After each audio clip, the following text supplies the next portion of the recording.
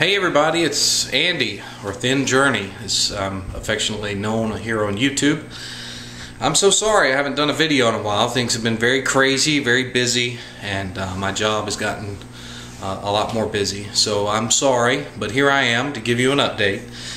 There really isn't a lot to update before the time that I made my last video and now, but today is a milestone, and I will tell you guys about that. We went and visited with my primary care physician, Brooke and I both, and sat down with him to discuss the surgery. And this is the first that we had been able to talk to him and explain what we wanted to do, when we were going to do it, and all of the above. So we were real nervous going in as to what he was going to think about the surgery in Mexico and whether he was going to be okay with our follow-up care, what little there is of it. But we wanted to make sure that he was on board with what we were doing, so that we would definitely have a doctor who would care for us should we have the rare and not likely complications from the surgery. So here's kind of a quick rundown of how that went. At first he thought we were going to go do the lap band right off the bat. When we said weight loss surgery in Mexico, he said that's not a good idea because then you have to find a doctor here to handle the follow-up care with the fills and all of that. So we quickly explained, no, we're going to go do the vertical sleeve. And he wanted to know a little more about it. He said he was familiar with it, but not to the extent where he knew all the details of the operation. So I had the patient handbook from Dr. Hoya and kind of thumbed through some of the pages, and he looked at the credentials of Dr. Hoya and also looked at the procedure itself, and he really was quite surprised at how well put together that was coming from a surgeon in Mexico. So then we started asking questions about follow-up care. The first question was, are you still going to see us as patients afterwards? And he said most certainly, that this is something that he doesn't blame us at all for having to do because of the insurance and because of the price of this type of surgery here in America. And he proceeded to explain to us all of the hoops that American doctors have to go through, and that's how their rates are structured, because they pay more for their buildings, they pay more for their nurses, they have to pay more for the cleaning staff, and on down the line. And then, plus the fact that this is what those guys in Mexico do, and it's their specialty, and so on and so forth. So he was very supportive, and that was almost a shock. I would assume that American doctors would frown on it, but it seemed like he was on board from the word go, and we're very happy to have had that conversation with him ahead of time, to know that he will do whatever we need him to do post-op, such as blood work. He also said that he'd have no problems removing any stitches from the laparoscopic incisions. He also said that should we encounter a rare complication of maybe a leak or infection of the incision sites, that he would most certainly have no problems following up with antibiotics, or also admitting, should we need it, admitting us to the hospital for follow-up care, and he would make sure that our insurance would cover it.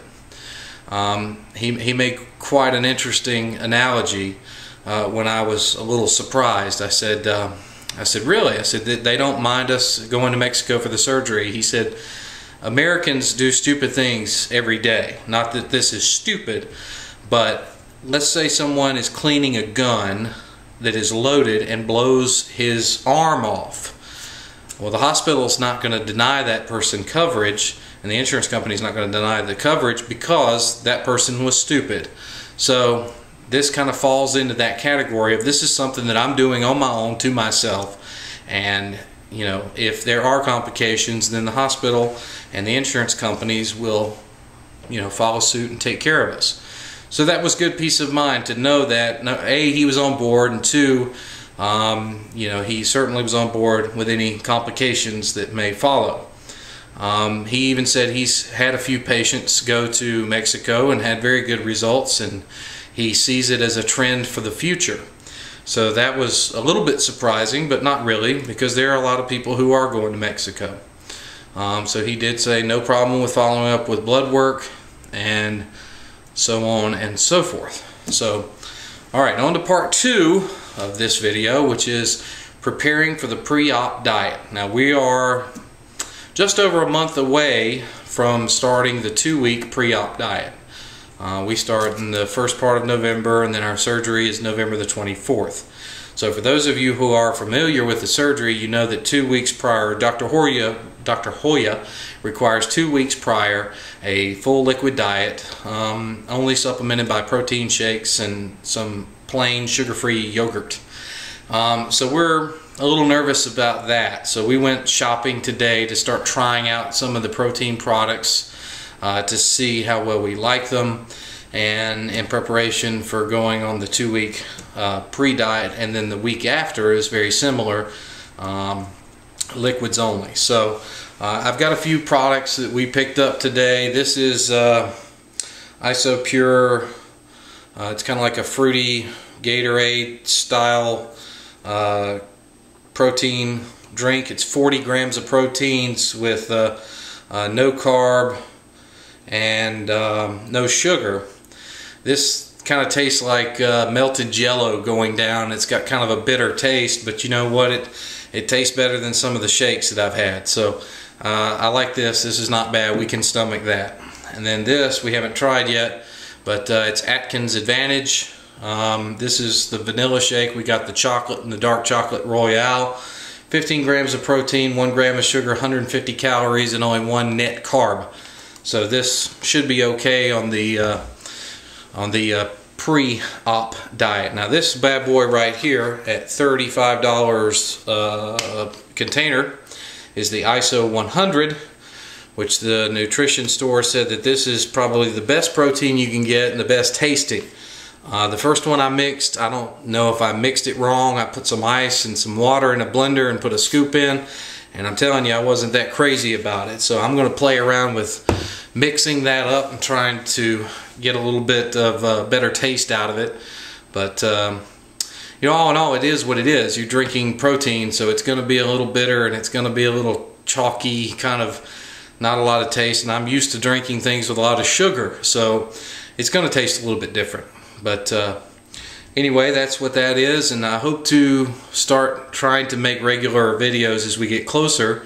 And I'm certainly going to follow the journey once we get to Puerto Vallarta, Mexico, and document as best I can down there. So I want to thank you guys for staying with me and checking in, and all the subscriptions. I see regular subscriptions coming in and people who are interested, and I hope that I can answer some questions for you.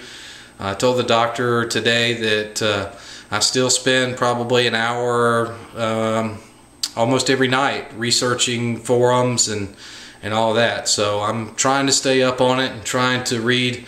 ObesityHelp.com has a vertical sleeve gastrectomy forum that's very, very informative. A lot of people who have had the surgery and who are planning to have the surgery passing on a lot of good information there.